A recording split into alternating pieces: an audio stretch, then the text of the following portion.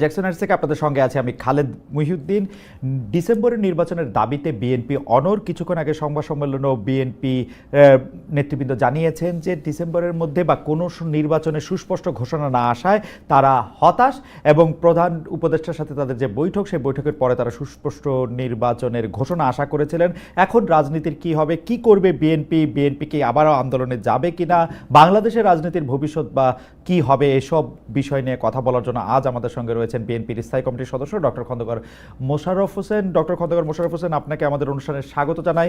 আপনাকে শুভেচ্ছা, কৃতজ্ঞতা, ধন্যবাদ আমাদের সাথে যুক্ত হওয়ার জন্য। আজকে বাংলাদেশে অত্যন্ত আলোচিত বিষয় হচ্ছে রাজনীতিতে বিশেষ করে আগামী নির্বাচন।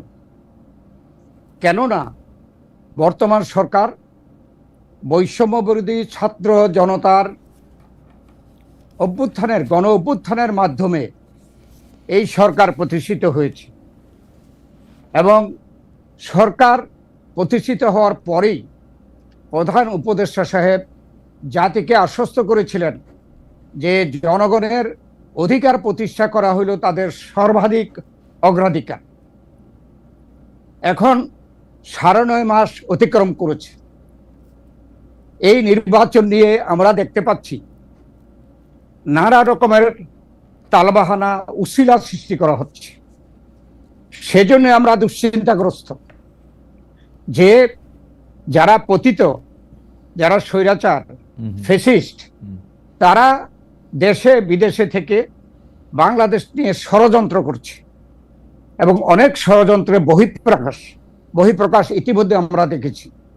সেজন্যে আমরা যেটা প্রথম থেকে বলে আসছিলাম, এই সরকারের যে ওয়াদা, সেই ওয়াদাটা পূরণ করে অতি শীঘ্র নির্বাচন সংক্রান্ত যে সকল সংস্কার দরকার, সেই সংস্কারগুলো করে নির্বাচনের জন্য একটা রোডম্যাপ দেওয়া, অর্থাৎ দিন তারিখ ঘোষণা দেওয়া। এখন বলছে যে বছরের ডিসেম্বর থেকে আগামী বছর জুন পর্যন্ত করতে পারবে তারা। কিন্তু আমরা বলতে চাচ্ছি, কেন সরকার একটা তারিখ ঘোষণা করতে পারবে না? না করার তো কোনো কারণ নাই। এখানে যে উশিলাগুলো সৃষ্টি করা হচ্ছে, সেটা হচ্ছে প্রথম সংস্কার। আমরা সংস্কারকে সমর্থন করি, করেন না আমরা যে আপনারা তো সংস্কার সমর্থন করেন না। আমি আজকে দেখলাম যে সংস্কারের ব্যাপারে আপনারা একদম স্পষ্ট অবস্থান নিয়েছেন যে আচ্ছা যাই হোক, সংস্কারের প্রসঙ্গে আমি পরে আসছি। না না না, আমরা প্রধান উপদেষ্টাকে রিটেন যে আমাদের স্টেটমেন্ট দিয়েছি, সেখানেও বলেছি যে আমরা সংস্কারে বিএনপি আরো আগে থেকেই, এই সরকার দায়িত্ব গ্রহণ করার আগে থেকেই বিএনপি কিন্তু 31 দফা সংস্কার প্রস্তাব জনগণের সামনে তুলে ধরেছে। এটা বলেছে যদি আপনারা আমাদেরকে ভবিষ্যতে ক্ষমতায় বসান, আমরা এই 31 দফা সংস্কার কর্মসূচি আমরা বাস্তবায়ন করব। এবং এই সরকার এসে সংস্কার প্রস্তাব করার পরে আমাদের তরফ থেকে ডেলিগেশন গিয়ে আমাদের সংস্কার প্রস্তাবগুলো তাদেরকে দিয়েছি। এর মধ্যে কিন্তু তাদের সংস্কার প্রস্তাব আমাদের সংস্কারের সাথে অনেক জায়গায় মিল আছে, আবার অনেক জায়গায় মিল নেই। সব জায়গায় মিল থাকবে এমন কোনো কথা না।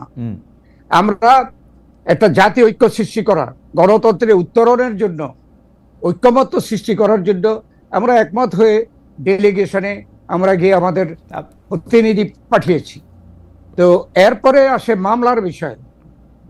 মামলা আমরা বলতে চাই বিচারের ব্যাপারে আমরা কাল সেদিনও প্রধান উপদেষ্টার কাছে বলেছি লিটেন।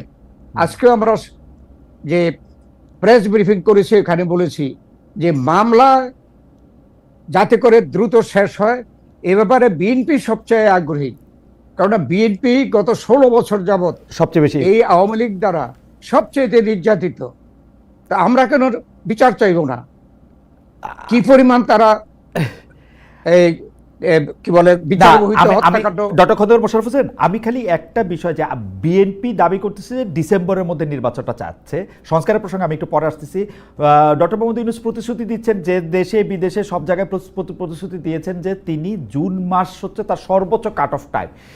এই 6 মাসের ডিসপিউট ধরে নেই এবং অনেকেই বলতেছেন এর মধ্যে রোজা আসবে, এই আসবে, আসলে 2 মাসের ডিসপিউট, মানে ফেব্রুয়ারির মধ্যেই আসলে ইলেকশন দিতে হবে, তো ও বা বড়জোর এপ্রিল, এই 4 মাসের জন্য মানে বিএনপির খুব মরিয়া হয়ে বা বিএনপি এত রাগ হচ্ছে কেন 4 মাসকে নিয়ে? বিএনপি কেন এত অস্থির? কেননা এখানে আপনি যে কথা বললেন যে প্রধান উপদেষ্টা তো ডিসেম্বর না হয় জুনে করতে পারবে বলে বলেছে, জি, তা আমরা কেন ওই জন্য ধৈর্য ধারণ করি না? জি, কেননা ইতিমধ্যে আমরা দেখছি যে এই জাতীয় সংসদ নির্বাচন সম্পর্কে কেউ কেউ এ সম্বন্ধে বিতর্ক সৃষ্টি করছে। যেমন লোকাল গভর্নমেন্ট ইলেকশন, স্বায়ত্তশাসন নির্বাচন দিতে হবে, এই কথাও কেউ বলেছে জাতীয় সংসদ নির্বাচনের আগে। সেই জন্য আমি সংস্কার এনেছিলাম, সংস্কার বিচার এগুলোকে কিন্তু সামনে আনা হচ্ছে। কিছু এগুলো তো দরকার নাই, আমরা যে জন্য বলছি আমরা সংস্কার চাই। সংস্কার কিন্তু একটা দিন তারিখ ঠিক করে বলা যাবে না, ওই দিনের মধ্যে এই সংস্কারটা শেষ করতে হবে। সংস্কার একটা চলমান বিষয়। ঠিক মামলার ব্যাপারে, রায়ের ব্যাপারে বা পরিচালনার ব্যাপারে আমরা সবসময় সবাই আশা করি যে মামলাগুলো একটা স্বাধীন সার্বভৌম বিচার বিভাগের অধীনে মামলাগুলো নিষ্পত্তি হোক। রাইট। তো যদি স্বাধীন বিচার ব্যবস্থাই বলি, তাহলে আমরা কোনো পলিটিক্যাল পার্টি হিসাবে বা সরকারের একজন উপদেষ্টা হিসেবে কিভাবে বলতে পারি যে অমুক দিনের মধ্যে এত তারিখের মধ্যে এই রায় দিতে হবে? অর্থাৎ সে কারণে আমরা বলছি যে উসিলাগুলো সন্দেহজনক, যে কাজগুলো আমরা সিমালটেনিয়াসলি করতে হবে। রাইট, আমরা এই প্রসঙ্গে আসবো। আমরা একটু পিছনে ফিরে যাই। প্রধান উপদেষ্টার সাথে যে বিএনপির বৈঠক, সেখানে আপনি নেতৃত্ব দিয়েছেন বিএনপির পক্ষ থেকে, সাথে আরো 3 জন শীর্ষ নেতা আপনাদের মধ্যে ছিল। তো সেইখানে আপনারা স্পেসিফিকভাবে 3 জন উপদেষ্টার পদত্যাগের কথা বলেছিলেন, কিন্তু খুবই আশ্চর্যজনকভাবে তাদেরই একজন উপদেষ্টা সেখানে ছিল। পরে আমরা শুনেছি যে ব্যাপারটা আপনারা কি, অনেকে বলেছেন এটা ভালোভাবে নেন না অনেকে, সেইটা আপনি একটু বলবেন। আরেকটা জিনিস হচ্ছে যে আপনারা ছাত্র উপদেষ্টা 2 জন, অর্থাৎ আসিফ মাহমুদ সজীব ভুঁইয়া এবং মাহফুজ সাহেবের পদত্যাগ চেয়েছিলেন। অন্যদিকে জনাব খলিলুর রহমান, যিনি আরেকজন উপদেষ্টা, তারও পদত্যাগ চেয়েছিলেন। অন্যদিকে একটি পদত্যাগের কথা সেদিন আবার খুব বাতাসে ভাসছিল যে ডক্টর মোহাম্মদ ইউনূস নিজেই পদত্যাগ করতে চান, তিনি আর এই পদে থাকতে চান না। আপনাদেরকেও কি তিনি এই বার্তা দিয়েছিলেন? আপনারা আসলে উনাকে কি বুঝিয়েছেন? আপনারা কি তাকে চান? কারণ আপনাদের এক নেতা জনাব সালাউদ্দিন সাহেব এর আগে মিডিয়ায় বলেছেন তিনি, অর্থাৎ ডক্টর ইউনূস চলে গেলে বিকল্প রাষ্ট্রকে খুঁজে নেবে। অন্যদিকে আরেক নেতা গয়েশ্বরচন্দ্র রায় বলেছেন বিএনপির আসে নামলে ডক্টর ইউনূস 24 ঘন্টাও পদে থাকতে পারবে না। আসলে আপনাদের অবস্থাটা কি? ডক্টর ইউনূসকে আপনাদেরকে পদত্যাগের কথা কোনোটা বলেছিলেন কিনা? যে 3 জন উপদেষ্টা পদত্যাগ আপনারা চেয়েছিলেন, তার একজন উপদেষ্টাও আপনাদের সাথে বৈঠকে ছিলেন, বিষয়টাকে আপনারা কিভাবে নিয়েছেন? এক হচ্ছে প্রধান উপদেষ্টা প্রফেসর ডক্টর ইউনূস পদত্যাগ করবেন, এটা একটা গুঞ্জন। এটা বাংলাদেশে বিভিন্ন মিডিয়া সোশ্যাল মিডিয়া এটা প্রচার করেছে এবং আমরা শুনেছি যে তিনি আসলে এই কথা বলেন নাই। এই কথাটা প্রচার করেছে একটি দলের নেতা। জি, তাই আমরা যে দেখা করেছি ওই দিন পরিষ্কারভাবে বলেছি যে আমরা কি আপনার পদত্যাগের কথা কোনো সময় বলেছি? কোনো সময় কোনো দাবি করেছি? তাই আপনি কেন বলবেন যে আপনি পদত্যাগ করবেন? তিনি যেটা বলেছে যে, এটা ওনার প্রেস সেক্রেটারিও বলেছে যে বিভিন্ন দাবি দেওয়া, বিভিন্ন বিষয় এমনভাবে চাপ দেওয়া হচ্ছে, তাতে উনি মনে করছেন এত চাপ দেওয়া হচ্ছে তাইলে আর আমি থেকে লাভ কি? কিন্তু আমরা বলে এসেছি যে না, আপনাকে থাকতে হবে। এদেশের মানুষ অনেক আশা করে আপনাকে এই পদে বসিয়েছে এবং যেই কাজটা আপনি করতে হবে মিনিমাম, যে এই দেশের জনগণের ভোটে নির্বাচিত একটি সরকারকে, জনগণের সরকারকে প্রতিষ্ঠা করে আপনি একটি নিরপেক্ষ সরকার আপনি সসম্মানে বিদায় নিতে পারবেন। কেন এখন আপনি পদত্যাগের কথা বলবেন? তো উনি সেটা আর আমাদের কাছে তেমন কিছু জোর দিয়ে বলে ডক্টর হোসেন, এখানে আমার একটা ছোট্ট প্রশ্ন ছিল, উনাকে কি দাবি দেওয়ার মুখে বিরক্ত মনে হইলো এনসিপির দাবি দেওয়ার মুখে নাকি বিএনপির দাবি দেওয়ার মুখে? বিরক্ত কার উপরে উনি আসলে? না, বিএনপির দাবি দেওয়া তো কিছুই নাই। দাবি দেওয়ার মধ্যে শুধু ইলেকশন আছে, যে ইলেকশনটা ওনাকে করতে হবে। আর আমরা সংস্কারের সমর্থন দিচ্ছি, আমরা বিচারের সমর্থন দিচ্ছি। তবে এইগুলোকে শর্ত হিসাবে ধরার কোনো সেখানে যুক্তিকতা নাই বলেই আমরা বলেছি সংস্কার, বিচার এবং নির্বাচন সম্পূর্ণ তিনটা বিষয়, এবং একটা আরেকটাকে কোনো ধরনের হ্যাম্পার করবে না। অতএব আপনি নির্বাচনের জন্য একটা দিন তারিখ, রোড ম্যাপ এটা বলেছি। আর মধ্যে বলেছি যে আমরা কেন ডিসেম্বরের মধ্যে চাই, সেটা হচ্ছে ডিসেম্বরের পরে 26 জানুয়ারি, এরপরে ফেব্রুয়ারি থেকে রোজা, ফেব্রুয়ারি পরে, রোজার পরে প্রায় 1.5 মাস 2 মাস লাগে রোজা থেকে ইয়া হতে, একটু নর্মাল সবকিছু হতে। এরপরে আবার আমাদের যে বড় বড় পরীক্ষাগুলো আছে, যেমন এসএসসি পরীক্ষা, এইচএসসি পরীক্ষা, এগুলো আসবে। অতএব এটা কখনোই নির্বাচনের মৌসুম হতে পারে না। নির্বাচনের মৌসুম শীতকালে, সেই জন্য আমরা বলছি যে ডিসেম্বর এটা নির্বাচনের মৌসুম হিসাবে সবার থেকে গ্রহণযোগ্য হবে। আপনারা একটা ডেট চাইতেছেন এবং 3 জন উপদেষ্টা পদত্যাগ চেয়েছেন, এবং এর মধ্যে একজন উপদেষ্টাকে নিয়েই ডক্টর মোহাম্মদ ইউনূস বৈঠক করেছেন। এই বিষয়টা থেকে আপনারা কি বার্তা পেলেন? মানে না, আমরা সেখানে উপস্থিত হওয়ার আগে জানি না যে প্রফেসর ডক্টর ইউনূসের সাথে কারা কারা উপস্থিত থাকবেন। এখানে তো প্রফেসর আলী রিয়াজ, তিনি তো এই উপদেষ্টা কমিটির কেউ না, তিনি দ্বিতীয় ব্যক্তি হিসেবে উপস্থিত ছিলেন। তারপরে উপদেষ্টা যারা ছিলেন আমরা তো আগে জানি না কারা এখানে থাকবেন। সেখানে আমরা 3 জন যে উপদেষ্টার কথা বলেছি বিতর্কিত, সেটা তারা খুঁজে বের করবে। ওকে,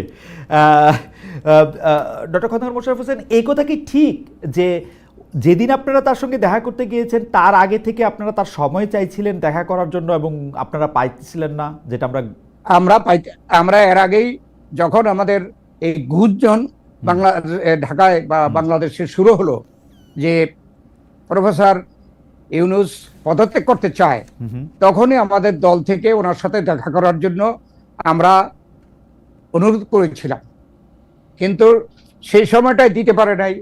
যেদিন থেকে উনি দলের সাথে কথা বলবে ঠিক করেছে, সেই দিন কিন্তু প্রথম আমাদেরকে ডেকেছে। ওকে, আমরা সেই ভালো উদ্দেশ্য নিয়েই, আমাদের খোলা মন নিয়ে আমরা আগেও চেয়েছিলাম, দিতে পারে নাই, ওনার ব্যস্ততা থাকতে পারে। যেদিন দিয়েছে আমরা সেই দিনই সেখানে আমরা সাক্ষাৎ করতে গিয়েছি। খালেদা জিয়া, বিএনপি চেয়ারপারসন বেগম খালেদা জিয়া লন্ডনে যাওয়ার আগে তার সঙ্গে দেখা করেছিলেন সেনাপ্রধান। নির্বাচনের 3 মাস, করিডোর বন্দর, এসব বিষয় নিয়ে বিএনপির সঙ্গে আর্মির অবস্থান কাছাকাছি। অনেকেই বলছেন যে বিএনপির সাথে সেনাপ্রধান একটা প্যাক্ট করেছেন এবং এই সরকারের সাথে তার দূরত্ব তৈরি হয়েছে। সেনাপ্রধান যতটা বিএনপির সাথে একই লাইনে কথা বলছেন ততটা সরকার প্রধান বলছেন না। আপনাদের সাথে কি সেনাপ্রধানের আসলে একটা প্যাক্ট হয়েছে, বা বিষয়টা কিভাবে প্রশ্ন করব যে আপনারা আর আর্মিরা এক দল আর ডক্টর ইউনূসের অধীনে সরকার আরেক দল, ব্যাপারটা কি এরকম? এইটাও একটা গুঞ্জন। আমরা দলের তরফ থেকে কখনো সেনা প্রধানের সাথে কোনো সভা বা কোনো আলাপ পরামর্শ করি নাই। একথা সত্যি। দেশনেত্রী বেগম খালেদা জিয়া চিকিৎসার জন্য বিদেশে যাবে, সেই বিদেশে যাওয়ার আগে তিনি দেখা করতে গিয়েছিলেন। তার সাথে কি কথা হয়েছে আমরা জানি না, মিডিয়ায় সেটা প্রকাশ হয়নি। এখানে যে কথা বলা হচ্ছে, যারা আমাদের সাথে শত্রুতা করছে বিনা কারণে, আর যারা নির্বাচনকে বিলম্ব করার জন্য নানাভাবে কারসাজি বা উশিলা সৃষ্টি করতে চাচ্ছে, আমরা দেখছি যে এই যে গুঞ্জনটা তৈরি করেছে যে আমরা এবং সেনাবাহিনী একটা সভা সমাবেশ করে আমরা হয়তো এটা সিদ্ধান্ত নিয়েছি যে এটা সম্পূর্ণ বানোয়াট। আমাদের সাথে কোনো পরামর্শ হয় নাই। না, ব্যাপারটা হচ্ছে এরকম যে আমরা শুনছি যে সেনাপ্রধান প্রথম যখন আসলে মানে সেনাপ্রধান অফিসারদেরকে কি বলেছেন কয়েকদিন আগের দরবারে, সেটা আসলে আমরা ভেরিফাই করতে পারিনি। পত্রপত্রিকা যদিও লিখেছে নানা রকম, কিন্তু সেনাপ্রধান রয়টার্সকে একটা ইন্টারভিউ দিয়েছিলেন। সেই ইন্টারভিউর মধ্যে তিনি বলেছিলেন 18 মাসের মধ্যে তিনি নির্বাচন চান, অর্থাৎ এই সরকার ক্ষমতা গ্রহণের 18 মাসের মধ্যে। সেটা মোটামুটিভাবে এই বছরের ডিসেম্বরটার মধ্যে যায়। এই কথা আবার তিনি বলেছেন বলে আমরা শুনেছি, বা তিনি আসলে ডিসেম্বরের মধ্যেই আসলে নির্বাচন চান। তার এই বক্তব্য, যেখানে আসলে সংস্কার বা অন্যান্য বিচার যেগুলির ব্যাপারে আসলে অনেকেই প্রশ্ন করছেন, তাইলে কি জুলাই আগস্টের আন্দোলনটা শুধুমাত্র এই নির্বাচনটাকে সামনে রেখেই হয়েছে? সেই ক্ষেত্রে কি মানে ওইটা মনে করা একটু স্বাভাবিক না যে বিএনপির সাথে এই সেনাপ্রধানের বা সেনাবাহিনীর উপরের দিকে যারা আছে তাদের একটা সংযোগ বা আমি আপাত বলবো না, মানে তাদের একটা বোঝাপড়া হয়েছে, ওরকম কি মনে করা যায় না?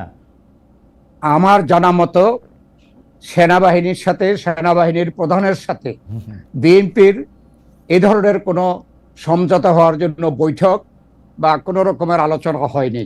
এখন সেনাবাহিনী প্রধান যদি কোনো বিষয়ে একটা মতামত প্রকাশ করে, সেটা তো ব্যক্তি হিসাবে করতেই পারে।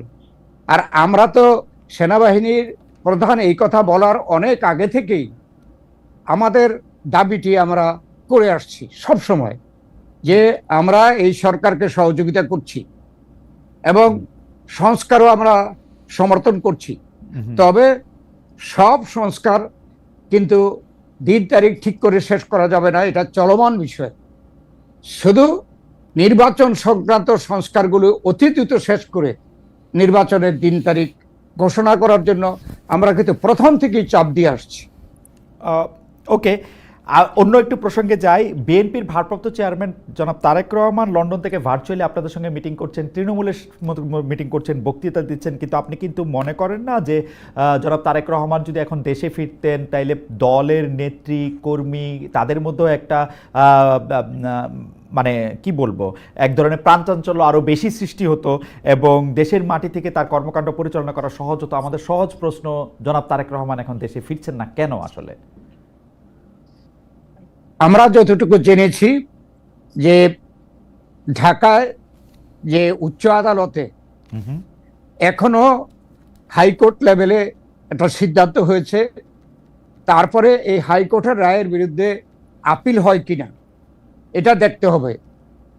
যেমন জোবায়দা রহমান আসছে দেশে, তিনি কিন্তু হাইকোর্ট থেকে এই সিদ্ধান্ত নিয়ে তারপরে সুপ্রিম কোর্টে আপিল করেছেন, এখনো অপেক্ষা করছে। এই যে প্রসেস, এইটা কিন্তু এখনো বাকি আছে। তো তারেক রহমান আমাদের জানা মতো তিনি যত শীঘ্র পারেন ফিরবেন, তবে বাংলাদেশে যে আইনি জটিলতা আছে এটাকে পরিষ্কার করে তিনি ঢাকায় ফিরতে চান। এবং আমাদের বিএনপি নেতা কর্মীরা, দেশের জনগণ প্রত্যাশা করে যে যত শীঘ্র তিনি ঢাকায় আসবেন এবং আমাদের নেতৃত্ব নেবেন, ততই দেশের জন্য, জনগণের জন্য, জাতির জন্য মঙ্গলজনক। ডক্টর হোসেন, উনি যদি কোনো রকম কোনো আইনের থাকেও, উনি আইনের মোকাবেলা বিদেশ থেকে করতে চান না, বিদেশ থেকেই করতে চান, দেশ থেকে করতে চান না, এটা কি কোনো রিজন আছে? ওনার কি বাংলাদেশের বিচার বিভাগ বা আইন আদালতের প্রতি আস্থা ওরকমই নাই যেরকম ছিল না শেখ হাসিনার আমলে?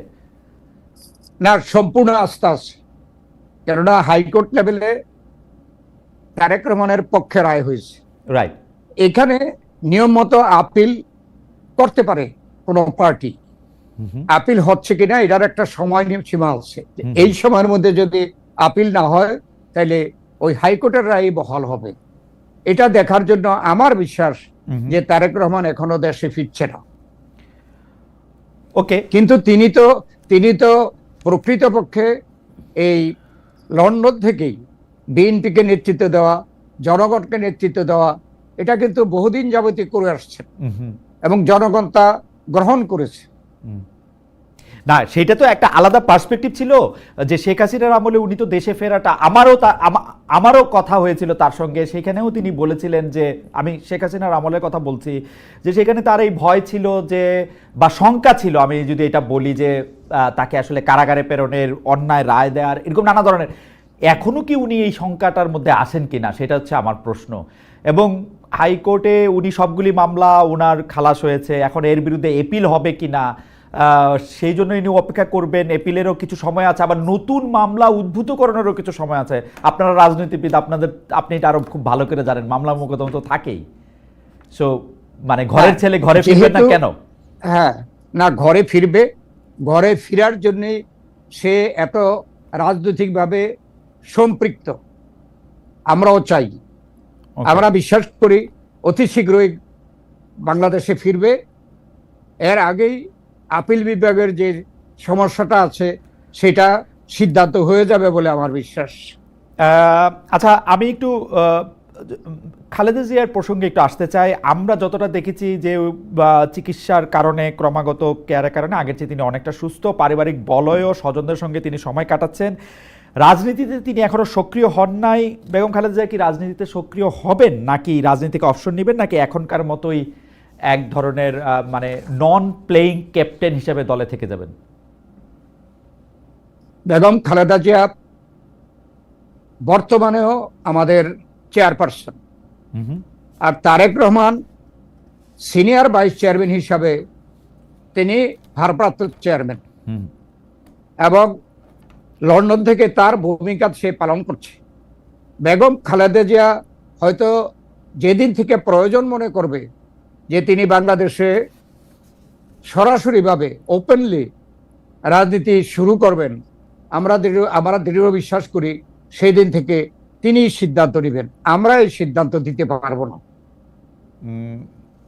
তবে আমরা আশা করি যে তিনিও সক্রিয় হবেন এবং আমাদের ভারপ্রাপ্ত চেয়ারম্যানও তারেক রহমান নিজে এসে বাংলাদেশে দলকে নেতৃত্ব দেবেন। আমি জানি না এই প্রশ্নটা অনেকেই করছেন, মানে অনেকে আবার একথাও বলছেন যে বেগম খালেদা জিয়া রাজনীতিতে আর সেই অর্থে সক্রিয় হচ্ছেন না, তিনি আর রাজনীতিতে মানে সে থাকছেন না। উনি কি এইরকম কোনো উপসংহারে কি পৌঁছানো যায় যে তিনি আর রাজনীতিতে থাকছেনই না বা থাকছেনই, ওরকম কোনো কথা কি? না, আমরা যারা এই বাংলাদেশে থেকে রাজনীতি করছি, আমাদের কাছে এমন কোনো ইঙ্গিত এ পর্যন্ত বেগম জিয়া বা অন্য কেউ দেয় নাই যে বেগম জিয়া আলটিমেটলি রাজনীতি করবে না, এটা কিন্তু আমাদের কাছে ইঙ্গিত দেয় নাই। তাই আমরা আশা করছি, জনগণ আশা করছে, বেগম জিয়াও আরো একটু সুস্থ হয়ে সরাসরি নির্বাচনে এবং সরাসরি রাজনীতিতে অংশগ্রহণ করবেন। ঠিক একইভাবে তারেক রহমানও দেশে এসে আমাদেরকে নেতৃত্ব দেবেন। আরেকটা প্রসঙ্গে যাই, সচিবালয়ে সরকারি কর্মচারীদের আন্দোলনে, এনবিআর বন্দর অচল করা আন্দোলনের বিরুদ্ধে আমরা দেখতে পাচ্ছি নতুন গঠিত যে রাজনৈতিক দল বৈষম্য বিরোধী ছাত্র আন্দোলন, যারা জুলাই আগস্টের নেতৃত্ব দিয়েছে, তারা এই আন্দোলনের বিরুদ্ধে, এইসব আন্দোলনের বিরুদ্ধে, সচিবালয় আন্দোলনের বিরুদ্ধে, এনবিআর বন্দর অঞ্চল করা আন্দোলনের বিরুদ্ধে। এসব নিয়ে বিএনপির অবস্থানটা কি? কেন এই ধরনের আন্দোলন, মানে এই প্রশ্নটা হচ্ছে, এই ধরনের আন্দোলন সংগ্রামে আসলে বিএনপি প্রতি সরকারি কর্মচারী নেতা, বিএনপি প্রতি শ্রমিক নেতারাই ফ্রন্টলাইনার, বিএনপি প্রতি শ্রমিক কর্মচারী সংগঠনগুলিকে আমরা দেখতে পাচ্ছি যে এসব আন্দোলনে সক্রিয় বলে অনেকে অভিযোগ করছেন। বিএনপির এগুলিতে অবস্থান কি? এনসিপি স্পষ্ট বলেছেন, এনসিপি নেতৃবৃন্দ, যেমন আমি আব্দুল হান্নান মাসুদ বলে এনসিপির একজন নেতা আছেন, তিনি বলছেন আজ সচিবালয়ে, এনবিআর কিংবা পোর্টে যারা স্ট্রাইক করছেন তাদের বলছে বিপ্লব ওখানেও হবে। হাসনাত আব্দুল্লাহ বলছেন জনদুর্ভোগ ও ফেসিবাদ দীর্ঘায়িত করার ক্যান্টনমেন্ট হিসেবে পরিচিত সচিবালয়ের কুসম্পর্কে সচেতন থাকুন। ডক্টর খন্দকার মোশাররফ হোসেন, আপনার কাছ থেকে একটু শুনতে চাইবো যে আপনাদের বিএনপির কি অবস্থান? আমরা এই সরকারের মধ্যে অভ্যন্তরে যে বিভিন্ন বিষয় নিয়ে দাবি দাওয়া উত্থাপন করছে এবং তার প্রেক্ষিতে সচিবালয়ে নানা রকমের মিছিল মিটিং, এগুলোর সাথে আমাদের রাজনৈতিক দল হিসাবে বিএনপি কোনো রকমে জড়িত নই। এটা পেশাভিত্তিক সংগঠনগুলো তাদের স্বার্থে তারা এই সরকারের কাছে তাদের দাবি দেওয়া পেশ করছে, এটা তাদের বিষয়। এ ব্যাপারে এগুলো রাজনৈতিক নয়। আমাদের দৃঢ় বিশ্বাস যে এই সরকার, অন্তর্বর্তীকালীন সরকার যেহেতু এখন ক্ষমতায় আসছে, যে সকল সমস্যা সামনে আসবে সেই সমস্যাকে দৃঢ়ভাবে তারা যৌক্তিকভাবে সেগুলোর সমাধান করবে, তাহলেই এই সকল সমস্যা কেটে যাবে বলে আমার বিশ্বাস। আমরা রাজনৈতিকভাবে এখানে কোনো পক্ষে আমরা নই। অনেকেই বলতেছেন যে বিচারাঙ্গনে, নির্বাচন কমিশনে, সচিবালয়কে যারা নেতৃত্ব দিচ্ছেন অর্থাৎ সিনিয়র আমলাদের মধ্যে সবাই বিএনপির লোক, অল্প কিছু জামাতের লোক আছে আর প্রত্যেকটি জায়গায় বিএনপির লোক। বিচারাঙ্গনে যারা আসলে ট্রায়াল আদালতে যারা বিচার করতেছেন তারা বিএনপির পছন্দে আসতেছেন, অ্যাটর্নি জেনারেল সরাসরি বিএনপির রাজনীতিতে অংশ নিয়েছেন। নির্বাচন কমিশন আসলে বিএনপির ইচ্ছা কি, বিএনপির ভাবনা কি, সেইটাই আসলে খেয়াল করতেছে। তার ফলে এইসব জায়গাগুলিকে পুনর্গঠন না করলে একটা ভালো নির্বাচন হবে না, ভালো একটা সংস্কার হবে না। আপনাদের কি মনে হয়? যেমন ধরেন একটা ছোট উদাহরণ দেয় ডক্টর খন্দকার মোশাররফ হোসেন, নির্বাচন কমিশন আইন মন্ত্রণালয়ের মতামতের জন্য অপেক্ষা না করেই জনাব ইশরাক হোসেনকে মেয়র হিসেবে গেজেট প্রকাশ করেছে। এগুলি এক ধরনের আসে না, বার্তা দেয়। অ্যাটর্নি জেনারেলের কথা আমি আগেই বললাম, অ্যাডভোকেট আসাদুজ্জামান আসলে বিএনপির রাজনীতির সাথে প্রত্যক্ষভাবে জড়িত ছিলেন। তো এইসব ক্ষেত্রে কি এইটা মনে হওয়ার কারণ আছে যে বিএনপি আসলে সরকারে না থেকেও সরকারকে আসলে কন্ট্রোল করতেছে পুরোপুরি? এই ব্যাপারে যে অভিযোগ আনা হচ্ছে এটাও গুঞ্জন, এটা আসলে আমাদের বিরুদ্ধে অপপ্রচার। কেননা হাইকোর্টে সিনিয়রিটি অনুযায়ী সেখানে সুপ্রিম কোর্টে বিচারপতি হয়েছে।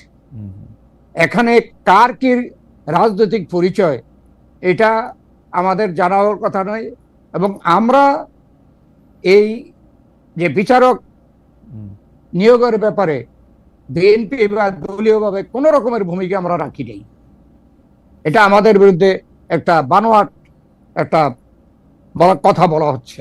ঠিক একইভাবে যে সচিবালয়ে যারা প্রশাসনিক কর্মকর্তা তারা কেউ বিগত 16 বছর ওই যে যারা ফেসিস্ট এবং একাত্মবাদে বিশ্বাস করত তাদের একদম যারা ক্ষয়ের খাচ্ছিল, এক্সপোজ ছিল, তাদেরকে বাদ দিয়ে হয়তো অন্যদেরকে যারা ডিপ্রাইভ ছিল তাদেরকে বিভিন্ন কর্মকর্তার পদে নিয়োগ দিতেছে। এবং ডিপ্রাইভ হইলেই যে তারা বিএনপির ছিল এটার কি প্রমাণ আছে? যে অভিযোগগুলো আনা হচ্ছে এগুলো আমি মনে করি ভিত্তিহীন। যদি অভিযোগ থাকে প্রমাণাদি সহ এগুলো পেশ করা উচিত। আর আপনি যে ঢাকা দক্ষিণের সিটি কর্পোরেশনের মেয়র সম্পর্কে যেটা বললেন, এখানে সিটি কর্পোরেশনের মেয়র ইঞ্জিনিয়ার ইশরাক নির্বাচনের পরপর দেশের আইন অনুযায়ী মামলা করেছিল এবং ওই মামলাটা ডিল করেন নির্বাচন সংক্রান্ত একটি ট্রাইব্যুনাল। সেই ট্রাইব্যুনালে ব্যারিস্টার তাপস ওখানে এটাকে শেষ করে দিতে পারত, না করে হাইকোর্ট থেকে ওই মামলাটাকে স্থগিত করেছে। এবং ইশরাক যখন এই মামলাটা গিয়ে উত্থাপন করেছে তখন এখানে যে অন্য পক্ষ উপস্থিত হওয়ার জন্য হাইকোর্টেও উপস্থিত হতে পারে না, যেহেতু ব্যারিস্টার তাপর পালিয়ে গেছে এবং সে পালানো অবস্থায় আইনজীবী নিয়োগ করতে পারে না। যখন হাইকোর্ট থেকে এটাকে খারিজ করে দিয়ে তাদের নির্দেশে ছিল যে নির্বাচন যে ট্রাইব্যুনাল, সেই ট্রাইব্যুনাল এ ব্যাপারে সিদ্ধান্ত নেবে। নির্বাচনী ট্রাইব্যুনাল সিদ্ধান্ত নিল ইঞ্জিনিয়ার ইশরাকের পক্ষে, যেহেতু সেখানেও ব্যারিস্টার তাপসের পক্ষে ব্যারিস্টার তাপসও ছিল না, কোনো আইনজীবীও রাখতে পারে নাই। তো এই রায়টা দেওয়ার পরে নির্বাচন কমিশনের কোনো এখতিয়ার নাই গেজেট করা ছাড়া।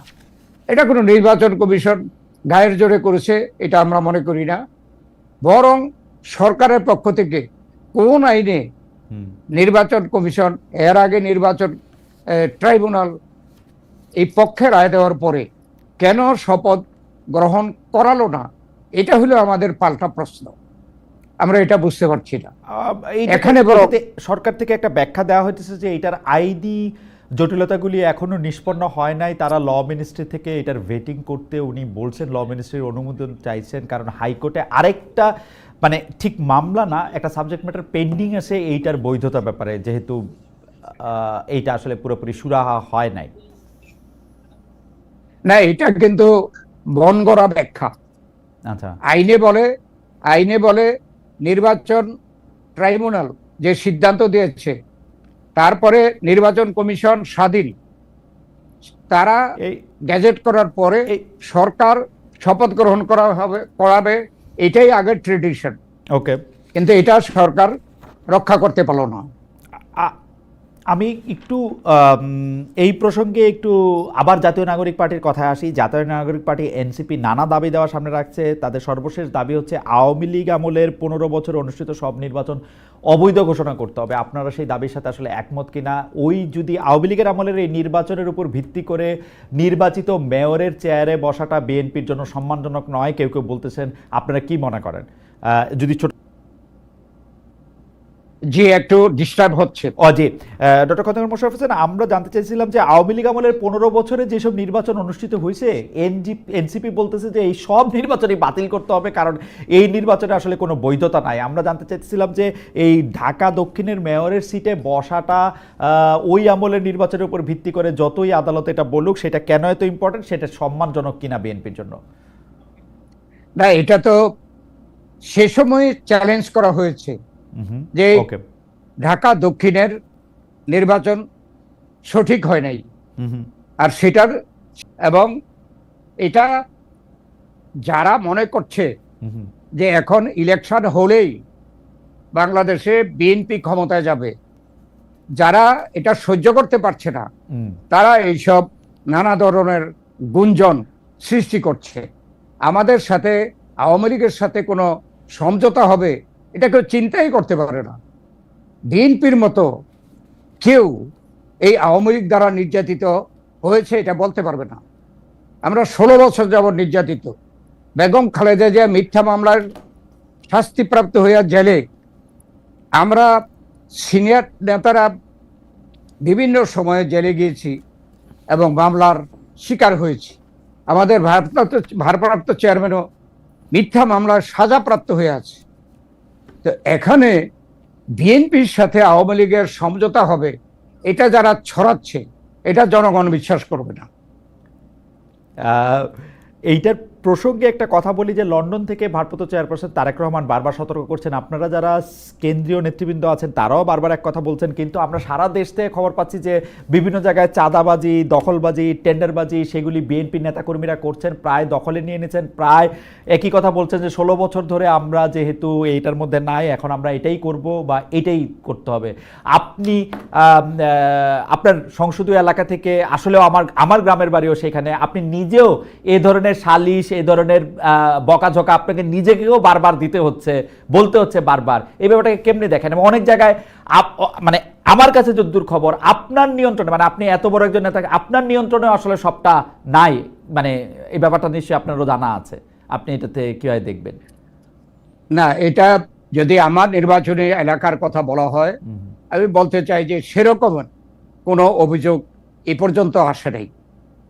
আর এমনি সারা বাংলাদেশে কিছু কিছু ক্ষেত্রে আমরা আওয়ামী লীগ যে সকল পথ দেখিয়ে গিয়েছিল, যেমন কিছু ব্যবসা, কিছু টেন্ডার, কিছু বাস স্ট্যান্ড বা টেম্পো স্ট্যান্ডে যে খাজনা উঠানো, এগুলো কিন্তু চলছিল এবং আওয়ামী লীগের ওইসব নেতাকর্মী পালিয়ে যাওয়ায় এখানে একটা গ্যাপ হয়েছে। এই গ্যাপে আমাদের ছেলেপেলে অনেক জায়গায় করছে, কিন্তু নিয়ম নীতি মেনে করছে। তো সেখানে আমাদের যারা নিয়ম নীতি মেনে চলছে না, তাদেরকে বিরুদ্ধে কিন্তু আমাদের দল বিভিন্ন সময় বিভিন্ন ধরনের অ্যাকশন নিয়েছে, পদক্ষেপ নিয়েছে। এই পর্যন্ত আমরা জানি 1000-এর উপরে নেতা কর্মী এইসব দোষে দোষী হওয়ায় তাদেরকে দল থেকে সাসপেন্ড করা হয়েছে, তাদের পদ স্থগিত করা হয়েছে। আমরা দলীয়ভাবে সাংগঠনিকভাবে এ ব্যাপারে সচেতন এবং আমরা সেভাবে অ্যাকশন অব্যাহত রাখছি। জনাব খন্দকার মোশাররফ হোসেন, আমাদের দর্শকরা একটি প্রশ্ন বারবার করতেছেন, আজকে করতেছেন, এর আগেও করেছেন, সেটি হচ্ছে বিএনপির একজন নেতা জনাব সালাউদ্দিন আহমেদ, তিনি তার একটি তার নির্বাচনী এলাকায় তাকে আমরা দেখেছি অনেকগুলি গাড়ি বহরের মধ্যে তিনি এস আলম, সাবেক যে দুর্নীতিগ্রস্ত ঢাকা থেকে বাংলাদেশ থেকে টাকা পাচারকারী বলে পরিচিত, তার গাড়ি ব্যবহার করেছেন বা তার গাড়ি তার দলের লোকেরা ব্যবহার করেছেন, এরকম একটা অভিযোগ। এখনকার অভিযোগ হচ্ছে জনাব সালাউদ্দিন আহমেদের ছেলে তিনি এস আলম সাহেবের অফিসে বসছেন বা এস আলমের সাথে একটি সম্পর্ক রাখছেন। এই ব্যাপারটা আপনারা আসলে কিভাবে দেখছেন? এই ব্যাপারটা আসলে সালাউদ্দিন সাহেব যখন ভারত থেকে ফিরলেন, ফিরে ঢাকা থেকে কক্সবাজার গেলেন, তখন একটা কথা দেখেছি যে এস আলমের একটা জিপে তিনি উঠেছেন। পরবর্তীকালে তিনি ব্যাখ্যা দিয়েছেন যে তিনি জানতেন না এটা এস আলমের জিপ, এতটুকুই শেষ। কিন্তু এর পরের যে অভিযোগ করলেন এটা আমার জানা নেই, আমরা এই ব্যাপারে জানিও না। ওকে, এটি অভিযোগ এসে আসছে। এবার একটু জামাতে ইসলামের প্রসঙ্গে আসি। অগাস্টের পট পরিবর্তনের পরে বিএনপির সঙ্গে জামায়াতের দূরত্ব বেড়েছে অনেকটা। আপনাদের নেতারা জামায়াতকে মুনাফেক যেমন বলেছেন, তেমনি জামায়াত নেতারা বিএনপির বিরুদ্ধে বারবার চাঁদাবাজি, তেলবাজি, জবরদখল নানা অভিযোগ সামনে এসেছেন। জামায়াত প্রসঙ্গে আপনারা বারবার বিভিন্ন বিষয়গুলি একদম স্পষ্ট করেছেন। এদিকে আবার জামায়াতের শীর্ষ নেতারা গিয়ে লন্ডনে বেগম খালেদা জিয়া এবং তারেক সাহেবের সাথে দেখা করে এসেছেন। এটি একটি অদ্ভুত পরিস্থিতি। আপনি একটু বলবেন কিনা যে বিএনপির প্রধান শত্রু যে এখন জামাত মনে হচ্ছে পলিটিক্যালি, এইটা কি আসলে একটা স্টেজড গেম? পরে দিয়ে গিয়ে আওয়ামী লীগ যেমন একটি হাসি খুশি বিরোধী দল জাতীয় পার্টিকে সৃষ্টি করেছিল, বিএনপিও কি জামায়াতের সাথে ওরকম একটা টাইয়ের সঙ্গে আছে না? জামাতের সঙ্গে সত্যি বিএনপির কিছু দূরত্বও আছে আসলে। আসলে 5ই আগস্টের পরে এই দেশে যে রাজনৈতিক দলগুলো আছে এবং নতুন রাজনৈতিক দল হয়েছে, তারা আমাদের বিশ্বাস যার যার অবস্থান থেকে তারা কিন্তু কাজ করছে আগামী নির্বাচনে, তারা নির্বাচনে যাওয়ার জন্য। এখন পর্যন্ত আমাদের মধ্যে কোনো ঐক্য সৃষ্টি করা বা একে অপরে কোয়ালিশন করা বা কে বিরোধী দল হবে, এইসব ব্যাপারে এখনো চিন্তা ভাবনা করার সময় আসেনি। আমরা সরকার থেকে চাচ্ছি তারা দিন তারিখ ঘোষণা করার পরে হয়তোবা এই সকল বিষয় নিয়ে আলাপ আলোচনা হতে পারে। আর এখন আমাদের বিশ্বাস হচ্ছে প্রত্যেক রাজনৈতিক দল তারা নিজের নিজের অবস্থান থেকে আগামী নির্বাচনের জন্য প্রস্তুতি নিচ্ছে এবং নির্বাচন ঘোষণা করার পরে এটা চূড়ান্ত হবে বলে আমার বিশ্বাস। ওকে, আমরা আজকে দেখেছি যে 71-এ মানবতা বিরোধী অপরাধের মামলায় মৃত্যুদণ্ডের রায় বাতিল করে জামাত ইসলামের নেতা এটিএম আজহারুল ইসলামকে বেকসুর খালাস দিয়েছে সুপ্রিম কোর্টের আপিল বিভাগ। এ নিয়ে জামাতে ইসলামী উচ্ছ্বাস প্রকাশ করছে। আইন উপদেষ্টা ডক্টর আসিফ নজরুল বিষয়টিকে ন্যায় বিচার হিসেবে দেখছেন। এই রায় বিএনপি কিভাবে দেখছে? আপনারা ক্ষমতায় আসলে মানবতা বিরোধী অপরাধের বিচার, এখন আবার 2টা ট্রাইব্যুনাল হয়েছে, সেটাকে আপনারা কিভাবে দেখবেন? জি, আজকে এ ব্যাপারে উচ্চ আদালতে রায় হয়েছে।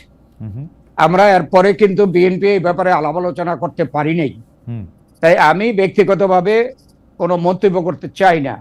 আর বিশেষ করে উচ্চ আদালতের একটি রায় সম্পর্কে আমরা যেখানে উচ্চ আদালতকে, সকল আদালতকে স্বাধীনভাবে কাজ করার পক্ষে, সেখানে আমি এখনই কোনো মন্তব্য করতে চাই না। ঠিক আছে, আপনারা কি 31 দফার ব্যাপারটা আপনারা আগে দিয়েছেন, নানা রকম সংস্কারের কথা বলেছেন, এক ধরনের ব্যালেন্স বা ভারসাম্যের কথা আপনারাই আসলে আমার যদ্দূর মনে পড়ে সবার আগে আপনারা বলতে শুরু করেছেন, প্রথম বলেছি। হ্যাঁ, এবং সেইগুলি আপনারা বলেছেন। কিন্তু এখন আমি যদি একটু সংস্কারের প্রসঙ্গে আসি, এবং আপনি এগুলি আরো একদম আপনার মুখস্থ, আমি একটু দেখে দেখে বলি যে আপনারা আসলে সংস্কারের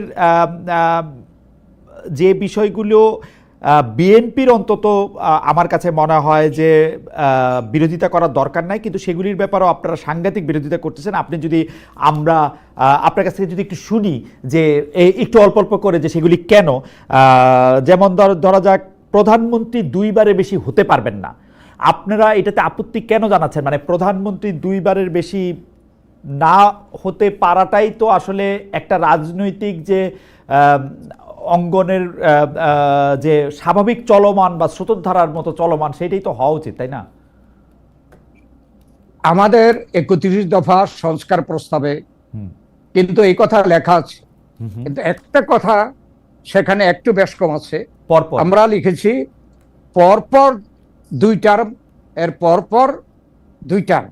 জি, এখন পরপর 2 টার্মের পরে আর হতে পারবে না। হ্যাঁ, এখন যদি দেশের পরিস্থিতি এমন হয় যে কেউ 2 বার প্রধানমন্ত্রীর পরেও তার ডিমান্ড থাকে, দল তার পপুলার থাকে, একটা গ্যাপ দেওয়ার পরে আবার যদি দল তাকে পছন্দ করে, তো এটা স্বাধীনতা রাখার জন্য আমরা বলছি পরপর।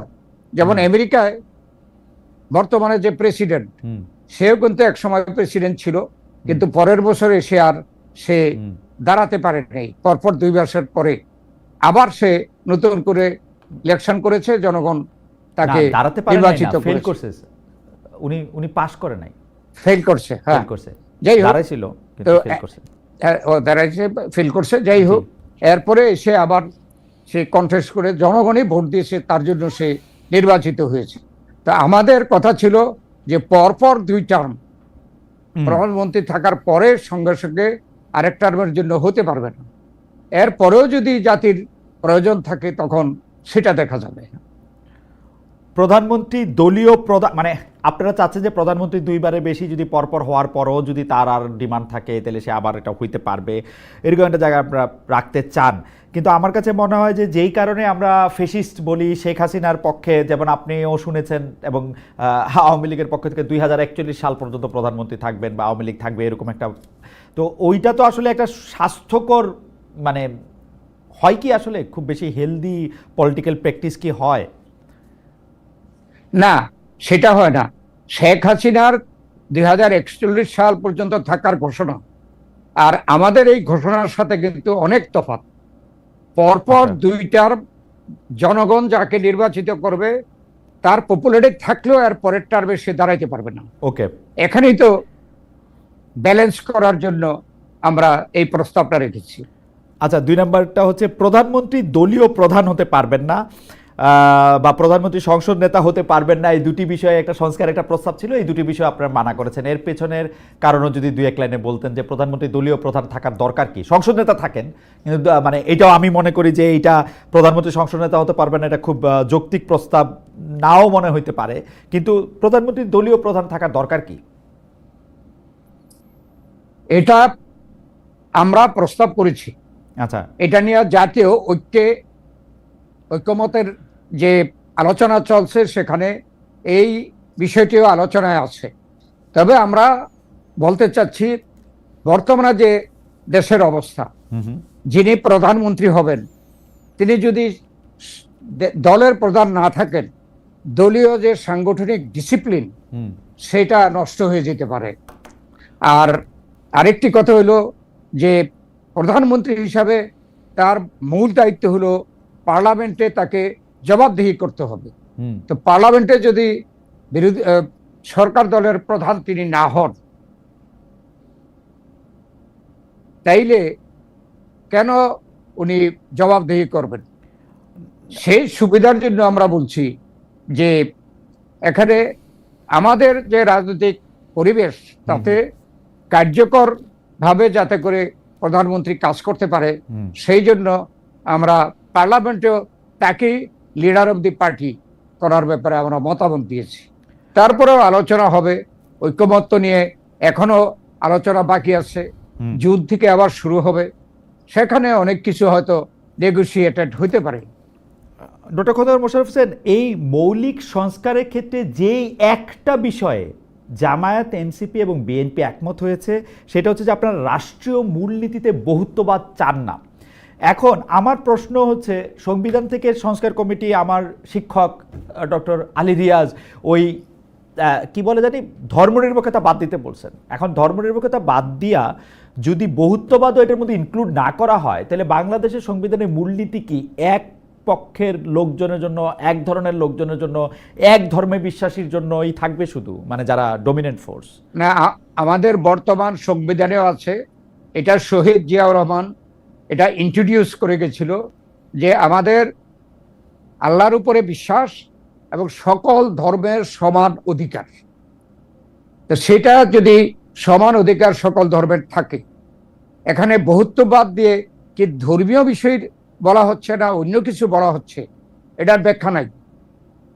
তাই আমরা বলছি যে সংবিধানে এখন যেভাবে আছে আল্লাহর উপরে বিশ্বাস, যেহেতু 91% মুসলমান এই দেশে, তো সেই জন্য তাদের যে রাষ্ট্রীয় মূলনীতিতে থাকবে হচ্ছে আল্লাহর উপর বিশ্বাস, সর্বশক্তিমান আল্লাহর উপর বিশ্বাস, এবং তো সঙ্গে সঙ্গে আছে সকল দলের সমান অধিকার। সর্বশক্তিমান আল্লাহর প্রতি বিশ্বাস তো তাহলে মানে 100% মানুষই তাই করতে হবে মূলনীতিতে, তা থাকলে মানে আলাদা কিছু করতে হবে না। না না না, ওখানে তো মূলনীতিতে শুধু আল্লাহর উপরে বিশ্বাস এটা না, আল্লাহর উপরে বিশ্বাস এবং সকল ধর্মের সমান অধিকার। আর বহুত্ববাদ আমরা মনে করি, আপনারা বহুত্ববাদকে বাদ দিতে চাইলেন কেন? মানে এটা তো বহুত্ববাদী মনে হচ্ছে, সবার যদি সমান অধিকারই থাকে, এটা তো সব ধর্ম, যেহেতু এটা আছে এতদিন পর্যন্ত প্র্যাকটিস হচ্ছে। এখানে বহুত্ববাদ বললে ধর্মীয় বহুত্ববাদ না বলেও অন্য কিছু এখানে এটা ইন্টারপ্রিটেশন হইতে পারে, সেই জন্য আমাদের এটা সম্বন্ধে, যেহেতু এটা আছে সেই জন্য যেভাবে আছে সেটাকে আমরা সমর্থন করছি। আপনারা এই বক্তব্যের সাথে একমত হন নাই যে জ্যেষ্ঠতম বিচারক প্রধান বিচারপতি হবেন? এইটা কেন, মানে এইটার ব্যাপারে আপনাদের আপত্তি কেন? এটার ব্যাপারে এখানে যেভাবে আসছে বর্তমানে, হ্যাঁ, জ্যেষ্ঠ বিচারপতি যদি কাজে সক্ষম থাকেন তাহলে তো তাই হচ্ছে। তো যদি আমরা ওইটা স্পেসিফিক রাখি তাইলে হবে কি, যে যদি জ্যেষ্ঠ বিচারপতি সক্ষমতা না থাকে, বয়সের কারণে বা কোনো রোগ ব্যাধির কারণে যদি সে সেইভাবে সচল না থাকে, তাইলে তাকে প্রধান বিচারপতি করলে তো বিচারালয় তো অন্ধকার হয়ে যাবে না। কিন্তু ডক্টর খোদার মোশাররফ হোসেন, তাকে আমরা এপিলেট ডিভিশনের একজন জাজ হিসেবে রাখতেছি, কিন্তু জাস্টিস বা চিফ জাস্টিস হিসেবে নিয়োগ দেওয়ার ব্যাপারে আমরা আপত্তি জানাতেছি। এটা কি খুব, কারণ এপিলেট ডিভিশনের একজন জাজ তো ইকুয়ালি, মানে এবং তিনি তো নিজের বিচারও করতে পারেন আসলে, যে তিনি যদি ফিট না থাকেন এটা তো উনিই সরে দাঁড়াবেন, মানে এটা আপনাদের আপত্তিটা কি যৌক্তিক? আসলে আমরা মনে করছি যৌক্তিক।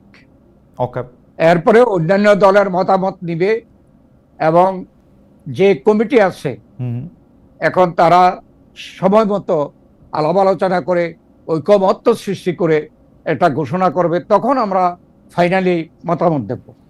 সংবিধান সংশোধনে আপনারা গণভোট চান না, এটার কোনো মানে স্পেসিফিক কারণ আছে যে সংবিধান সংশোধনে আপনারা কেন গণভোট চান না? সংবিধানে এই পর্যন্ত যেটা প্র্যাকটিস হচ্ছে, লিপিবদ্ধ আছে যে সংবিধানের কোন ধারা যদি সংশোধন করতে হয় সেটা সংসদে সংশোধন করতে হবে, এটাই তো যথেষ্ট। জনগণের নির্বাচিত সরকার থাকবে আর সংসদ থাকবে, সেই সংসদ সংবিধান যেটা করতে চায় এটা সেই অধিকারটা তো সংসদের থাকতে হবে। নারী আসনে সরাসরি নির্বাচন আপনারা চান না? নারী আসনে সরাসরি নির্বাচন হলে কি মানে মানে এইটাতে আপনাদের কেন আপত্তি? যেহেতু এই পর্যন্ত নারী আসন সংখ্যা আমরা ক্ষমতায় থাকতে বৃদ্ধি করে 50 করেছি, এবং এখন যদি নারীদের সরাসরি নির্বাচন করতে হয় তাহলে দেখা যাবে যে একজন নারী আসন 3টি আসনে নির্বাচন করতে হবে। এটা কি সমতা হলো? একজন পুরুষের সাথে একটা আসন থেকে নির্বাচিত হবে একজন পুরুষ, আর একজন মহিলা 3টা আসন থেকে নির্বাচিত হতে হবে, সংসদীয় 6টা আসন থেকে। রাইট, সংসদীয় আসন থেকে, সংসদীয় এলাকার আসনের ভিত্তিতে বলতেছেন। কিন্তু এখনো যাই 50 জন সদস্য আছেন তারা তো মোটামুটি ভাবে মানে স্বাভাবিক কনস্টিটিউয়েন্সি ধরলে তারা তো আসলে 5টা 6টা সংসদীয় আসন হয়, সমান কিন্তু জায়গাতেই হয়। তারা তো 6টা আসনে গিয়ে সরাসরি নির্বাচন করতে হয় না। ওকে ওকে, আপনারা মনে করছেন মেজরিটি পার্লামেন্টের যে সংসদ সদস্যরা তারা এখানে এ পর্যন্ত যেভাবে হয়েছে যে প্রপোর্শনেটলি মহিলা আসন দেওয়ার সময় যে যে দলের যত পার্সেন্টেজ এমপি হয়েছে সেই পার্সেন্টেজে মহিলা এমপি দেওয়া হয়েছে। ওকে, জাতীয় সাংবিধানিক কাউন্সিল একটা করার কথা বলা হচ্ছে, যেটা আপনারা আসলে রাজি হন নাই, এবং সেই জাতীয় সাংবিধানিক কাউন্সিলের মাধ্যমে সাংবিধানিক পদগুলিতে নিয়োগ দেওয়ার কথা একটা আলোচনা আসছে, সেইটাতেও আপনারা আপত্তি জানিয়েছেন। আমরা মনে করি যে বাংলাদেশ এখন যে অবস্থা, এই অবস্থায় এত কিছু করার মতো সময় এখনো আসেনি।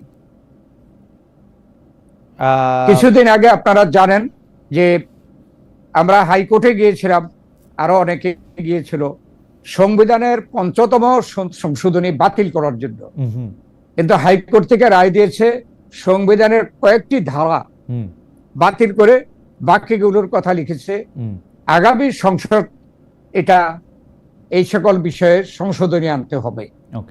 তো এখন পর্যন্ত সংসদে এটার দায় দায়িত্ব, এখানে এটার জন্য যদি একটা গণপরিষদের ইলেকশন হয় এটা অতিরিক্ত আমাদের জন্য বার্ডেন হবে বলে আমরা মনে করি। গণপরিষদ ইলেকশন হলে সেটা আপনাদের জন্য বার্ডেন হবেন বলে আপনারা মনে করেন। সর্বশেষ এই যে উচ্চকক্ষের যে ধারণাটা আছে, আপনাদের 31 দফার মধ্যে উচ্চকক্ষের ধারণাটা আসলে ছিল, এই উচ্চকক্ষের ধারণার মধ্যে সংখ্যানুপাতিক যখন বলা হচ্ছে তখন আপনারা এটাকে মানা করতেছেন, এইটা একটু যদি ব্যাখ্যা করেন একবার একটু ছোট করে, যে সংখ্যানুপাতিক উচ্চকক্ষ আপনারা কেন চাচ্ছেন না? সংখ্যানুপাতিক যেটা বলা হচ্ছে সেটা কিন্তু কোন সংখ্যা, ভোটের সংখ্যা, সেটা সংসদের ইলেকশনের ভোটের সংখ্যা। উচ্চ আদালতে আমরা যেটা প্রত্যাশা করি যে উচ্চ আদালতে যেসব দল সংসদে আসবে তারা আলাপ আলোচনার ভিত্তিতে উচ্চ আদালত তারা প্রতিষ্ঠা করবে। সেই জন্য আপনারা সংখ্যানুপাতিকটা আপনারা চান না। অনেকে বলতেছেন যে সংখ্যানুপাতিকটা আপনারা চান না আসলে কারণ আপনারা নিম্নকক্ষ এবং উচ্চকক্ষ দুইটারই আসলে এত কি বলে এটাকে, এত নিয়ন্ত্রণ চান যে এটা আসলে সংখ্যানুপাতিক হলে এটা আপনাদের জন্য একটু অসুবিধার। আপনারা চান না। না, এখন এখানে সেই সংখ্যা এটা আমরা পার্লামেন্টে যাব এবং সেখানেও উচ্চ আদালতে নমিনেশন দেওয়ার সময় তখন আমরা নিম্ন আদালতে সংসদে কি পার্সেন্টেজ আমরা আসন পেয়েছি সেই মোতাবেকই তো বিতরণ হবে। ওকে, আমি সর্বশেষ যে প্রসঙ্গে যেতে চাই, এইটা আসলে এটা একটু ভবিষ্যতের দিকের প্রশ্ন। আমি আপনাকে সরাসরি প্রশ্ন করতে চাই যে আপনি কি দেখেন বাংলাদেশের রাজনৈতিক ভবিষ্যৎ, অর্থাৎ কয়েকটা স্পেসিফিক বিষয়, যে আপনি কি দেখেন ডিসেম্বরের মধ্যে ইলেকশন হচ্ছে, আপনি কি দেখেন ডিসেম্বরের মধ্যে ইলেকশন হচ্ছে না বলে বিএনপি আন্দোলন করতেছে, আপনি কি দেখেন যে জুনের মধ্যে যে ইলেকশন করার কথা, জাতীয় সংসদ নির্বাচন করার কথা ডক্টর ইউনূস তারিক সেই প্রতিশ্রুতি থেকে বেরিয়ে আসছেন, আপনি কি দেখেন বাংলাদেশে একটা সামরিক কু হইতেছে, সামরিক বাহিনী এসে বাংলাদেশকে দখল করতেছে, আপনি কি দেখেন বিদেশিদের কাছে কোনো না কোনোভাবে বাংলাদেশের স্বার্থ বিকিয়ে দেওয়া হচ্ছে? সর্বশেষ এইটাও একটু বলতে চাই, আপনি যদি কোনো কিছু মিস করে যান আমি আবার আপনাকে বলবো। সর্বশেষ আপনি কি দেখেন যে আওয়ামী লীগ খুব দ্রুত বাংলাদেশের রাজনীতিতে ফিরে আসছে বা আওয়ামী লীগের মতাদর্শের রাজনীতি বাংলাদেশে প্রতিষ্ঠিত হচ্ছে কিনা? যদি একটি করে বলেন যে ডিসেম্বর ইলেকশন হবে কিনা, ডিসেম্বর ইলেকশন না হলে বিএনপি বড় আন্দোলনে যাবে কিনা। আমরা তো এখনো আশাবাদী যে ডিসেম্বরে নির্বাচন হবে, আর যদি না হয় প্রধান উপদেষ্টা ক্লিয়ারলি ডেট ডিক্লেয়ার করে রোড ম্যাপটা দেবেন। ওকে, যদি না দেন আপনারা কঠিন আন্দোলনে যাবেন কিনা? আমরা অপেক্ষা করব। ওকে, এখনো আমরা আন্দোলনের কোনো সিদ্ধান্ত নিই নেই, এই ব্যাপারে আমরা কোনো আন্দোলন করছি না। ওকে, ঠিক আছে। এরপরে ডক্টর মোহাম্মদ ইউনূস তার প্রতিশ্রুতি যদি রক্ষা করতে ব্যর্থ হন, অর্থাৎ জুন মাসের মধ্যে যদি নির্বাচন না আসে, বিএনপি কঠোর কর্মসূচি আন্দোলন যাবে, এরকমটা আপনারা দেখেন কিনা? বা এই আন্দোলনের এরকম সম্ভাবনা আছে। কিন্তু এখনো আমরা সিদ্ধান্ত নিই নেই। আচ্ছা, সেনাবাহিনী বাংলাদেশের ক্ষমতা দখল করার বা সেনাবাহিনীর মাধ্যমে বাংলাদেশের ক্ষমতা দখল হওয়ার সম্ভাবনা আপনি দেখেন কিনা? না, আমরা জনগণের দল করি এবং এদেশে সুষ্ঠু নিরপেক্ষ নির্বাচন হলে জনগণ যে সরকার প্রতিষ্ঠা করতে পারে, প্রয়োজনে সরকারকে বাদ দিতে পারে, এটা কিন্তু জনগণ আগে প্রমাণ করেছে। 91-এ নিরপেক্ষ সরকারের অধীনে নির্বাচন হয়েছে, জনগণ বিএনপিকে ভোট দিয়েছে। 96-এ তত্ত্বাবধায়ক সরকারের অধীনে নির্বাচন হয়েছে, আওয়ামী লীগকে ভোট দিয়েছে। আবার 2001-এ তত্ত্বাবধায়ক সরকারের অধীনে নির্বাচন হয়েছে, জনগণ আমাদেরকে বিএনপিকে ভোট দিয়েছে। অতএব জনগণ যে কেপেবল, গণতান্ত্রিক ধারায় তারা যে উদ্বুদ্ধ, এটা প্রমাণ আছে। অতএব আমি মনে করি না এদেশে কোনো সামরিক আইন হওয়ার প্রয়োজনীয়তা আছে। ওকে, কক্সবাজারে করিডোর দেওয়া এবং চট্টগ্রাম বন্দর বিদেশিদের হ্যান্ডেল করতে দেওয়া প্রসঙ্গে আপনাদের দলের শীর্ষ নেতা অর্থাৎ তারেক রহমান সাহেব থেকে শুরু করে আপনি সহ একেবারে তৃণমূল পর্যায়ের নেতারা পর্যন্ত এটাকে বিদেশি শক্তির কাছে একরকম দেশকে বিকিয়ে দেওয়ার প্রসঙ্গটি তুলেছেন এবং এটা হতে পারবে না বলে আপনারা একটা শক্ত অবস্থান রেখেছেন। আপনি এটাকে এরকম মনে করেন কি না যে বাংলাদেশের স্বার্থ এই সরকার বিদেশিদের হাতে তুলে দিবে, বা এটা আপনারা মনে করেন কি নাকি এটা পলিটিক্যাল রেটরিক? প্রথম কথা হচ্ছে যে আমরা প্রত্যাশা করি না, দেশের জনগণও আশা করে না যে এই সরকার স্বল্প দিনের জন্য ক্ষমতা এসে বিদেশের সাথে বাংলাদেশের কোনো স্বার্থ বিকিয়ে দেবে। তবে এই সরকারের কাছ থেকেই এই যে মানবিক করিডোরের কথাটা এসছে, আমরা কিন্তু সরকারের কাছ থেকে শুনেছি। যখন এটা নিয়ে সমালোচনা হচ্ছে তখন একজন উপদেষ্টা বললেন যে এটা মানবিক করিডোর নয়, এটা মানবিক চ্যানেল। তারপরে কয়দিন আগে আরেকজন উপদেষ্টা বললেন যে এই মানবিক করিডোরের কথা আলোচনাই হয় নাই এবং আগামীতে আলোচনাও হবে না। অতএব এটাকে আমরা এখনো গুঞ্জন হিসাবে নিচ্ছি। তবে আমরা এটা প্রতিবাদ করেছি, এরকম কিছু হলে এটা বাংলাদেশের স্বার্থ বিকিয়ে দেওয়া হবে এবং এখানে স্বাধীনতার সার্বভৌমত্ব ব্যাহত হবে। ঠিক একইভাবে চট্টগ্রাম বন্দর যদি বিদেশি পরিচালকদের হাতে দিয়ে দেওয়া হয় তাইলে সেখানেও আমাদের স্বাধীনতার সার্বভৌমত্ব ব্যাহত হওয়ার সম্ভাবনা আছে। সেই জন্য এটা যদি গুঞ্জন হয়ে থাকে, গুঞ্জন পর্যন্তই থাকুক, এটার জন্য বাস্তব। চট্টগ্রাম বন্দরের পক্ষে ডক্টর মোহাম্মদ ইউনূস এবং ডক্টর মোহাম্মদ ইউনূসের প্রেস সেকশন, তার উপদেষ্টারা একদম স্পষ্ট বলেছেন যে বাংলাদেশে যদি উন্নয়ন করতে হয় তাহলে চট্টগ্রাম বন্দর বিদেশিদের হাতে দিতেই হবে। চট্টগ্রাম বন্দর চলতেছে না, এই ব্যাপারে তাদের অবস্থান পরিষ্কার। তো আপনি এইটা মনে করেন কিনা যে দেশের স্বার্থ বিদেশিদের কাছে দিয়ে দিতে পারে এই সরকার, এই আশঙ্কা আপনার মনের মধ্যে রয়েছে কিনা? আমার বিশ্বাস যে এই সরকার ইচ্ছা করলে, না হলে আগামী দিনে নির্বাচিত সরকার চট্টগ্রাম পোর্টকে যেভাবে পরিচালনা করলে লাভজনক হবে সেভাবে পরিচালনা করবে। তার মানে দেশিরাই পারবে সেভাবে পরিচালনা করতে। আমি বিশ্বাস করি। এই প্রশ্নের শেষ প্রসঙ্গ, আওয়ামী লীগ খুব শিগগিরই রাজনীতিতে ফিরবে কিনা, সেইটা আওয়ামী লীগের রাজনীতি আপনি আসলে কিভাবে দেখেন, বা আওয়ামী লীগ এটা নিষিদ্ধ হয়েছে, তার রাজনৈতিক কর্মকাণ্ড, তার পরবর্তী পদক্ষেপ বা পরবর্তী স্টেপ কি দেখেন? আমার বিশ্বাস যে আওয়ামী লীগ যে 16 বছর বা 14 বছর তারা যেভাবে এই দেশ শাসন করেছে, শোষণ করেছে, অন্যায় করেছে, নির্যাতন করেছে, অর্থ লুট করেছে, বিচার বহির্ভূত হত্যাকাণ্ড, গুম, খুন, এই প্রেক্ষাপটে কিন্তু আন্দোলন চলছিল এর আগে 24-এর আগে 14 বছর যাবৎ। এবং আমরা মনে করি এই 24-এর জুলাই এবং আগস্ট সেই 16 বছরের আন্দোলনের একটা চূড়ান্ত অবস্থায় এই যে যারা এই বৈষম্য বিরোধী ছাত্র গণ অভ্যুত্থান করেছে এটার চূড়ান্ত ফর্ম, এবং সেইভাবেই বাংলাদেশে এই সরকার প্রতিষ্ঠিত হয়েছে।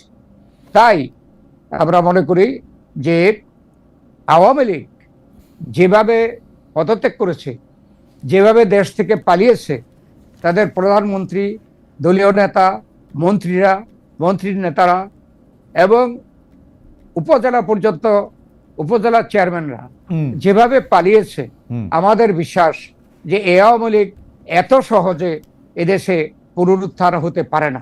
আচ্ছা, এখানে একটা প্রশ্ন, সেটা হচ্ছে যে আপনাদের সঙ্গে বৈঠকের পর দেশের, আমি আবার বলি, দেশের অবস্থা বুঝাতে গিয়ে ডক্টর মোহাম্মদ ইউনূস বলেছেন আওয়ামী লীগ নিষিদ্ধ করার পরে নাকি দেশে একটা যুদ্ধ পরিস্থিতি তৈরি হয়েছে, এবং সেই যুদ্ধ পরিস্থিতির মধ্যে থেকে তৃণমূল পর্যায়ে যারা এই যুদ্ধ পরিস্থিতি, উনার কথা যদি সত্য হয়, উনি তো ভেবেচিন্তেই কথা বলেছেন নিশ্চয়ই, উনার কথা যদি সত্য হয়, আপনি যদি বলেন যে আওয়ামী লীগের সেই শক্তি আসলে নাই, কারণ যেভাবে চুরি বাটপারি গুন্ডামি বদমাইশি তারা করছে, তারা তো আর ফিরতে পারবে না, তো এখন আওয়ামী লীগের হয়ে যুদ্ধ পরিস্থিতি কি আপনারা করতেছেন কিনা, মানে বিএনপি হেল্প করতেছে কিনা যে এরকম একটা যুদ্ধ পরিস্থিতি করার জন্য?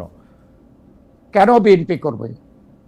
বিএনপি আওয়ামী লীগের দ্বারা নির্যাতিত নিপীড়িত, আমরা তাদের বিচার চাই। সেখানে কেন আমরা যুদ্ধ পরিণতি করব? আমরা প্রত্যাশা করি কোন একটা আন্ডারহ্যান্ড ডিলিং এর জন্য সমর্থন করি এই সরকারকে, তাই এই সরকার সমাধান করবে এই প্রত্যাশা আমাদের আছে। আচ্ছা, আমি শেষ প্রশ্নে যাওয়ার আগে একটা ছোট প্রশ্ন করি। আমাদের এক দর্শকে প্রশ্ন করেছেন যে 3 উপদেষ্টার পদত্যাগ আপনারা দাবি করেছিলেন, যদি পদত্যাগ না করেন তাহলে আপনারা কি করবেন, বিএনপি কি করবে? আসলে আমরা কোনো দিন তারিখ দিয়ে বলি নাই। আচ্ছা, আমরা সরকারকে এটা উল্লেখ করেছি। ওকে, আমরা দেখি সরকার কি করে। আচ্ছা, লাস্ট ফাইনাল প্রশ্ন, আপনারা যদি এখন, মানে ডিসেম্বরে যদি ইলেকশন হয়, বিএনপি যদি ক্ষমতায় আসে, আপনারা পরবর্তী নির্বাচনটা আসলে কীভাবে করবেন? আমরা জানি যে ত্রয়োদশ সংশোধনী যে বাতিল করেছিল আওয়ামী লীগ, সেটা আবার সংসদে প্রদর্শিত, মানে সেটা আবার হাইকোর্টে বলেছে যে এই বাতিলটা বাদ, তার মানে এখন তত্ত্বাবধায়ক সরকার ব্যবস্থা আছে, কিন্তু যেটা 90 দিন পরে যেটা বিচার ব্যবস্থা, আপনারা কি সেই ব্যবস্থাই রাখবেন নাকি এটা চেঞ্জ হবে? আমরা আমাদের 31 দফা সংস্কার কর্মসূচিতে এটা কিন্তু উল্লেখ আছে যে আমরা ভবিষ্যতে সুযোগ পেলে আবার তত্ত্বাবধায়ক সরকার প্রতিষ্ঠা করে নির্দলীয় নিরপেক্ষ সরকারের অধীনে যাতে করে নির্বাচন হয় সেই ব্যবস্থা করব। সেটা কি ওই যে একই রকম ফরমেশনে সর্বশেষ অবসরপ্রধান প্রধান বিচারপতি প্রধান করে? আমরা বলেছি তত্ত্বাবধায়ক সরকারের আদলে আমরা আবার এই ধরনের